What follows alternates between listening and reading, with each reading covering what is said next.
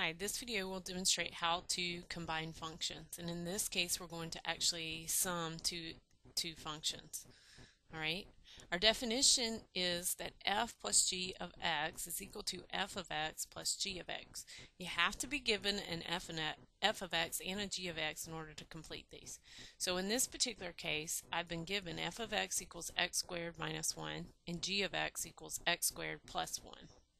And I've come up with two different problems. In part A, I want to know f plus g of x. And in part B, I want to know f plus g, but in place of x, I've replaced it with a 2. So let's take each one separately.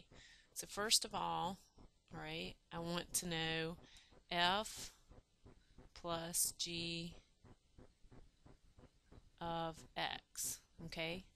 Well, for my definition above, that tells me that that is equal to f of x plus g of x. Okay, but in this particular problem, I know what f of x and g of x is. In place of f of x here, I can simply fill in x squared minus 1 because f of x is equal to x squared minus 1. So this is going to become x squared minus 1. And in place of g of x, all right, I can plug in what g of x is equal to. In this case is x squared plus 1. So I've got a plus that just comes down from here, x squared plus 1. All I've done is fill in what my f of x is equal to for f of x and what my g of x is equal to for g of x. And now I just need to simplify. I've got a x squared minus 1 plus x squared plus 1. So my minus 1 and my plus 1 are going to give me 0, and I've got x squared plus x squared, so I'm going to end up with 2x squared. So that would be my answer to part A. Notice that if I'm given x in the parentheses here, I'm going to leave my answer in terms of x. I don't know anything to plug in for x, so I'm going to leave it this way. Part B is a little different. Okay, part B I can do one of two ways. Okay, from the definition above, I know that f plus g, all right, of x is equal to f of x plus g of x. But in part B, in place of the x, I have a 2. So my new definition becomes f of 2, all right, plus g of 2. All right, so this is the first way I can do it.